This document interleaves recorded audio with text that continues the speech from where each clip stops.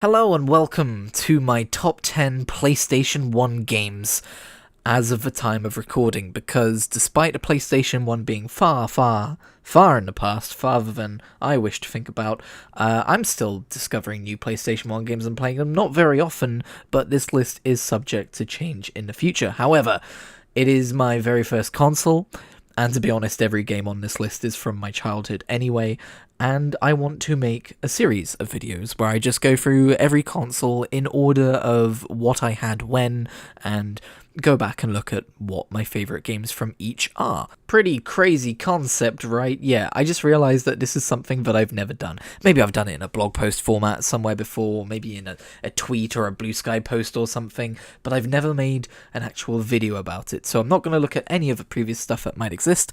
I'm just going to record this one. Now keep in mind that this was my first console, and therefore I was but a wee babby. I was but a wee mere lad when I was playing these games. So there's not going to be a whole ton of genre differentiation. Nor are you going to find games like Metal Gear Solid in here, I'm afraid. But what I can promise you is a mixture of games you might be expecting and games you might have never heard of before. I think that's what I find so exciting about making these top 10 lists, is some of my favourite games across every platform are games that aren't part of the public spectrum of general games that people talk about. They're games that if I see mentioned, it's maybe once every few years, and I always freak out because it reminds me that someone else played these games other than me. There's only one real rule to this list, and that's just that I am only going to pick one game per series.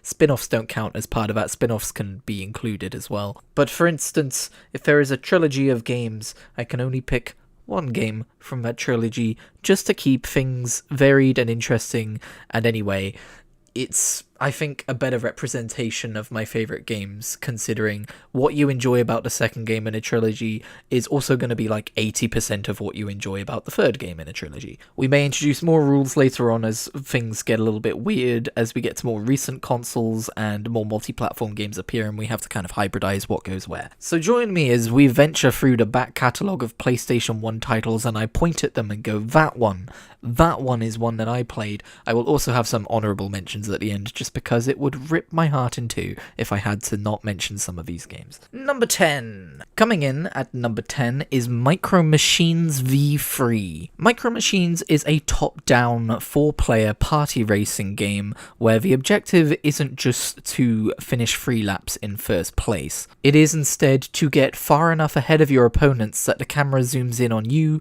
and eliminates those behind you. I can't quite remember if it's just the certain amount of rounds of this are played until the person with the highest score wins, or if there's also just like the highest score at the end of 3 laps, but all the same, that's the basic gameplay. The cars are intentionally hard to control, and you will often find yourself careening off the edges of the map or crashing into obstacles that litter the sides of the course. You also have weapon pickups across the way, such as a giant mallet you can use to smack opponents in front of you and slow them down or send them crashing. It's not the first Micro Machines game in the series, but it is the first one that I've ever played, and it is, in my opinion, the best. It is most fun, of course, when played with other human beings, something which I do not get the opportunity to do much anymore, but I do have many fond memories of playing this with my family when I was young. It's a gosh dang hoot, and it definitely deserves its spot in the top 10 PlayStation games, because it's just so... When I think of a PlayStation 1, you know, it's not the first game I think of, but it's definitely not far from my brain when I think about it. It definitely defined a part of the PlayStation 1 for me. Number 9. At number 9, we have another racing game in the form of Circuit Breakers. Circuit Breakers is more of a traditional racing game in terms of how many people play it and how you win. You win by crossing the line in first place after doing usually 3 laps of a track. It's an interesting one though. It's got different vehicles you can choose, like a small selection of different vehicles in a garage.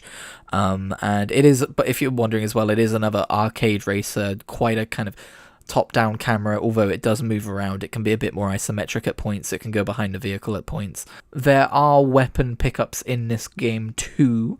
You might be sensing a theme here. But the thing that I remember the most about this game is just the atmosphere of it. I don't know how to describe it. It's weirdly dark. It feels quite fraught, just a combination of the visuals and the music, and I don't know, I just love it. It's not my favourite arcade racer on the console, that's what we call foreshadowing, but it's definitely one which I'm happy to pick up and play anytime. Number 8. At number 8, we have a game which might appear at the top of many other people's lists, and that's Wipeout 2097, also known as Wipeout XL overseas. The second game in the franchise, Wipeout, is a anti-gravity racer.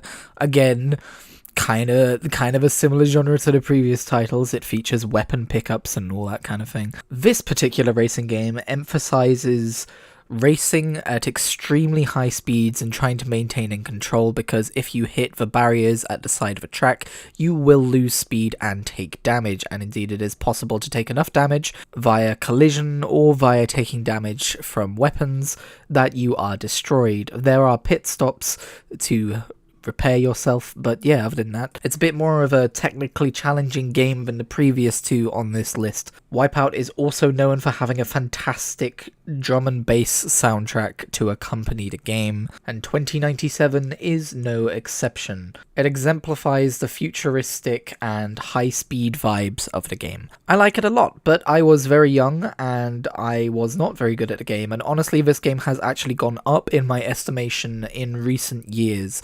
Before, it would have just been like, you know, a game on my periphery, a game that I owned and played and liked, but definitely not worth being in the top 10. Since I've gone back to it, however, I've been playing it more and more, I've been getting better at it, and I'm enjoying it a lot. Number 7. Worms. The original Worms. I know, finally, it's not a racing game. I have so many fond memories of the original Worms for the PlayStation 1, gosh dang. From the iconic voice lines to just spending matches bundling every worm into a crater and then throwing down a TNT and watching them all explode, or doing matches where the only move you can do is kamikaze. Worms is a turn-based strategy game in which up to 4 teams take turns moving one of their team around the map and using an arsenal of weapons to take out the remaining teams. Crucially, there is terrain destruction, meaning you can tunnel your way to other worms with a blowtorch, or you can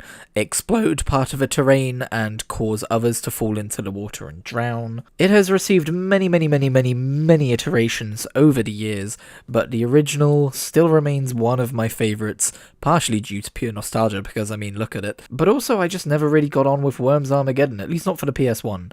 I've played a little bit of it on PC and it's fine, but Worms Armageddon being one of the more popular titles, for whatever reason as a kid and as an adult, I just do not gel with it as much as everyone else seems to. I do have other games which I prefer more than this one in the grand scheme of things, but I will still load up the original Worms every now and again just to have a good time. Numero sexta. Rogue Trip Vacation 2012. That's right, this game takes place in the far-flung year of 13 years ago. Oh no. It is a vehicular combat game, which some people may compare to Twisted Metal, a much more famous vehicular combat game on the PS1, which I never played, but this was actually made by the same people who developed Twisted Metal 1 and 2 before selling the franchise to a different developer or publisher or something like that. Don't look at me like that, I'm not an expert, I just read Wikipedia. This is not the first, nor will it be the last time that I am fond of a spiritual successor to a more popular previous title. Rogue Trip was the first vehicular combat game I ever played, and it certainly would not be the last. I spent countless hours just loading up my favourite maps and just playing around. The different vehicles had different personalities to them, and they had their own individual special moves. For instance, there was one which was a hot dog, and its special move was it would fling itself upwards and then smack itself around in a cone in front of itself, and that could damage you. I do not remember a lot of the special moves, but that one has remained in my brain. This game has a history of remaining in my brain, in fact. There was a time when I was a kid when I had a dream about the ability to choose which boss fight I encountered next, and I eventually landed on one, and then I woke up and then I played it, and that was the boss fight that I had to do. But I always wondered what happened to the other boss fights which appeared in my brain, and of course that's partially just a trick of memory because that's not how reality works. But I was dreaming about this game, that's the point. It hasn't aged particularly well. The soundtrack uses a bunch of very repetitive ska songs, which my youthful brain for some reason translated into Elvis Presley songs. I just had to go look them up again. They're not Elvis Presley songs. I don't think Elvis Presley did ska. Also, compared to most vehicular combat games, this one has a thing where you have to collect tourists and take them on photo opportunities, which basically means finding a place and parking in it, and then what you have to do is, if other people have picked up the tourist, you have to attack them to eject the tourist from the vehicle and pick up the tourist. It's very strange, but I have gone back in recent years and played it, and I do still enjoy it. Now shall we get back to games that don't have you controlling vehicles? Number 5. It's only everyone's favourite gecko, it's Gex Enter the Gecko. And you know, it was difficult choosing between this and Deep Cover Gecko because I've played a decent amount of both games, and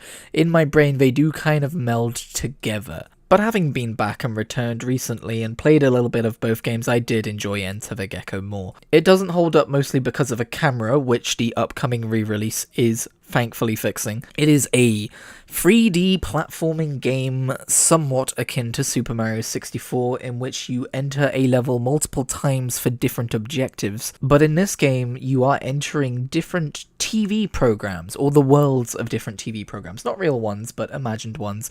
The first one strays so absurdly close to Looney Tunes that I am surprised they did not get sued. There's a haunted house level, known as Scream TV, with an iconic soundtrack, by the way. And as you run around using your lizardy powers, such as scaling walls or using your tongue to grab onto edges as you're about to fall off of them, Gex likes to make quips about 60s pop culture, which is a bit weird considering the game came out in the 90s. Seriously, every reference Gex makes is so outdated for the time in which the game released.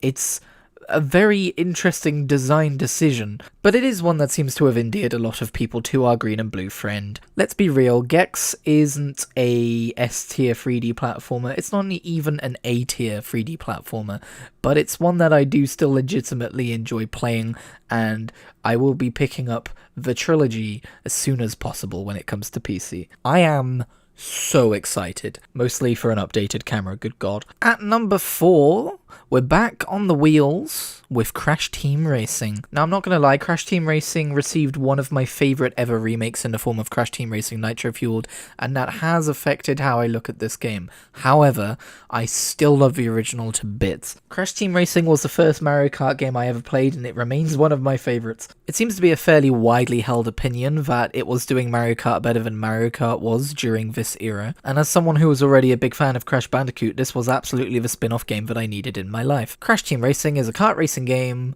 I mean, do I need to break it down? Isn't it kind of just apparent what it is? It's Mario Kart. That's what it is. The levels are themed around Crash Bandicoot, but they're still analogous to Mario Kart. For instance, Hot Air Skyway is absolutely Rainbow Road. It is, of course, its own game, and it has its own handling, it has its own feel to it. I like the way the boost works in this game, where you would watch a bar go up and press a button at the right time to execute the boost, as you were drifting around corners, that is. And the one thing this game has, which no Mario Kart has ever tackled, is a campaign mode with a hub world. This was recorded before Mario Kart World was announced, by the way. This game has an actual story attached to it, and it's a good one. Crash and friends, and not friends, have to band together to try and race for the sake of their world, as Nitrous Oxide declares that if he beats them in a race, he will destroy the planet. Now, we don't have any planetary defense systems in place, any military to speak of. We're just gonna have to do what this rando alien says. We're just gonna have to hope that we can take his word for it. As an aside, I really do like Nitrous Oxide as a villain. He's very fun. He's very well designed. But yeah, the game also has multiple modes, like a time attack mode, or a relic mode, I guess we're going to call it, 'cause it's Crash. It has its own battle mode as well, which I remember having fun with. It's just a damn good game, one of the best kart races ever made, in my opinion. We now reach the top 3. You may think you know. You may think you can guess. You may look at the most popular PS1 games, and you may look at my personality, and you may even look at some of the things I've already put up here, and you might go, I know what's going to happen. I know the things that are about to unfold here. Well, I'm going to shock you all. At number 3, we have Crash Bandicoot 2. I never said number 3 was going to be the one to shock you. Actually, I have no idea what common consensus is on this. I tend to like the second game in these platformer trilogies because the second one typically refines on what the first one does, and then the third one usually adds too many gimmicky levels. And while they're all good, usually the second one feels like the most, I don't know, all-round good time. Maybe that's a dumb opinion. Maybe people prefer Crash Bandicoot Warped because it has the vehicle levels and the riding the cat levels and stuff to break up the just continuous running around as Crash and breaking boxes and trying not to die. But I think for my money, Wrath of Cortex is just the best Crash Bandicoot game. It has my favourite levels, and, they're not all just, run from the front to the end, or left to the right, or whatever. You do still have, like, the polar bear levels and stuff, and the running from the giant boulder levels. There are still gimmicks to break it up, but it's a bit more balanced, in my opinion. Fun fact, Crash Bandicoot 2 was my first Crash Bandicoot game. I got Crash Bandicoot 1 for being good at the doctors another time, and I think part of that has informed my fascination with some aspects of gaming, such as like PS1 versions of PS2 games or portable versions of console games, because when I went back in time, I noticed that the game felt different. It's probably the first time I've ever noticed game design. I must have been like 5 or 6 though. But I noticed that Crash 2 felt more refined than Crash 1, but Crash 1 was still a game worth playing, and I don't know, I think it just informed the way I saw video games forever. But that doesn't change the fact that Crash 2 is my favourite Crash game. But wait a minute. If he's put Crash Bandicoot here, then number 2, Spyro the Dragon. That's right, I prefer Spyro over Crash. Sue me. Okay, hear me out. They are very, very, very, very close. It's very difficult to put one above the other. One of them requires more skill than the other. Spyro is the easier series of games. It is more of a collectathon platformer than an action platformer. I guess Crash isn't an action platformer either, but you know what I mean. But you'll also notice I put Spyro the Dragon 1 as opposed to its sequels, and you might be wondering, Christian, why the heck did you do that, you dang goofy guy? That's not correct. It is objectively a worse game than its sequels, I guess. And you may be right. I actually started this series with the third game, Spyro Year of the Dragon, and I actually never played Spyro 2, so I don't feel like I'm allowed to put it on this list. I've only played Spyro 2 as part of a reignited trilogy on later modern platforms. And Spyro 3, as much as I love it, as much as those hub worlds bring me so much joy, I just can't get over the Sheila levels or the Sergeant Bird levels. They have not aged well. I hate to break it to you, but they've actually aged atrociously. And I think I'm just more attached to Spyro 1 on PS1. I think I am. I'm sorry. Again, this is a game that I went back to after playing Spyro 3. This is a game when I went, oh, this feels less polished. There are certain aspects of the game I'm used to that are missing, such as certain characters and certain moves, and Spyro's voice actor is different and stuff like that. But I could just load up Spyro 1 right now and play through it start to finish with no issues, no qualms. It's my second favourite PlayStation 1 game easily. Okay, not so easily, because Crash 2 is right behind it, but still, it's so good. This is the game you play when you are home ill from school and you are tucked up in a blanket and you're feeling sorry for yourself and someone's just made you some hot chocolate or something and you just want, I don't think I ever had hot chocolate as a kid actually, but anyway, you just want to sink into this colourful, happy world. Oh, I love Spyro. I just want to give that dragon a hug, and then when I let him go, I want him to go, thank you for releasing me. But okay, so that brings us to an important question. Christian, if Crash Bandicoot's number 3 and Spyro's number 2, and you're not repeating entries for series and you haven't played Metal Gear Solid or Final Fantasy VII or anything like that, what the hell is in your number 1 spot? You probably don't care that much, but it's my job to assume audience response and turn it into comedy. Well, do you remember when I said that this game is not diverse in terms of genre, and it has a lot of racing games in it? Do you remember when I said this is not going to be the first time when I have a great amount of fondness for the spiritual successor to a much more popular game? that foreshadowing is about to pay off. Number 1. RC Revenge is a game you have probably never heard of. You might have heard of its predecessor, Revolt, but that's not the game that I'm here to talk about today. I'm here to talk about RC Revenge, which is just the PlayStation 1 game I want to play the most at any given time, and I think that is an easy enough way to put this at number 1. RC Revenge is an RC racing game, so, you know, it's similar to some other entries on this list, like Circuit Breakers or Crash Team Racing, except you're racing RC vehicles around. What does that change in terms of gameplay? Honestly, not a whole lot. It does mean that the cars feel very lightweight and bump around very easily. But yes, in this game, you are racing around various themed worlds, like horror-themed worlds, or space-themed worlds, and all stuff like that. And you're collecting various weapon pickups, and you're using them to attack the people in front of you so that you can get ahead. There are many different RC vehicles you can choose to race as with varying stats. There's even a track editor so you can make your own, and I would say the only criticism I have of this game is it can get a little bit too easy. But that's probably just because I've played it for...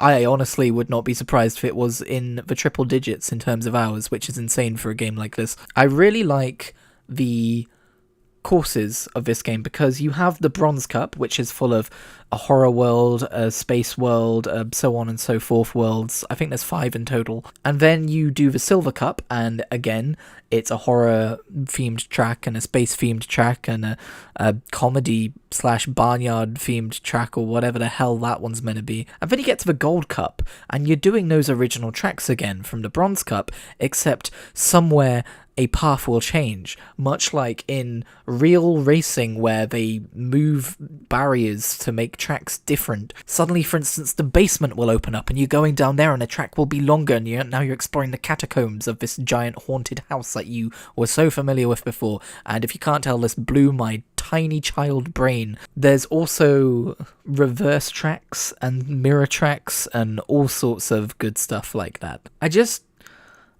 love this game. I just love it in, terms that are hard to put into words. And what's difficult about loving a game like this that most people have never heard of is that it is not likely to get a port or a remake. If it did, I would cry. But if you've never played RC Revenge, do yourself a favor and play it. It's not gonna knock your socks off. It's not gonna be the best game you've ever played, but you will probably have a good time with it. And for my money, it's better than Revolt. Revolt's good, don't get me wrong, but it's lacking in the cartooniness of the second game. It is limited by the fact that they try and set it in real world, potential places, whereas RC Revenge delves more into, haunted houses and, just various cartoon worlds. And I swear, it does not feel like a sequel to Revolt. It does not feel like they took Revolt and said, let's make Revolt 2.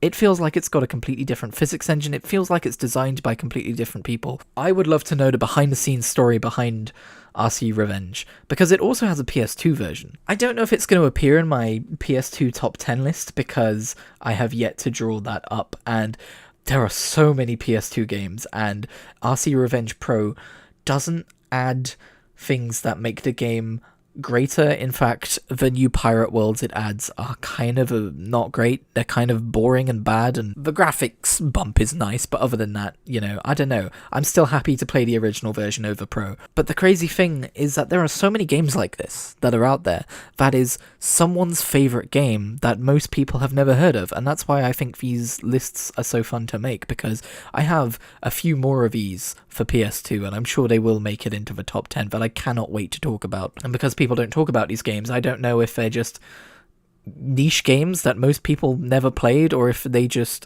aren't worthy of being included in modern discussion because time has moved on. So maybe this will reach people who also enjoyed RC Revenge and might be watching this video going, okay, dude, it wasn't that good. What are you doing? But damn it, this is my list and this is how I feel about it. But before you go, I did say that I had some honourable mentions to make. Firstly, I was a very naughty child and did play Grand Theft Auto and it corrupted me, and I am irreparable. And I remember just roaming around the open world of specifically GTA 2, I want to call out as being a very cool PS1 game. Also, while it's not really my kind of game, some of my earliest memories are of me watching my dad play Oddworld Abe's Odyssey, and then later Abe's Exodus, and loving those two. There is a puzzle game called Frogger 2, which is basically Frogger, but now it's got a plotline, and when I was 5, boy did that plotline hit for me. Speaking of ultra high speed racing games which are hard to control, I really enjoyed Roll Cage Stage 2 and the just general ambience of that game. And by ambience I mean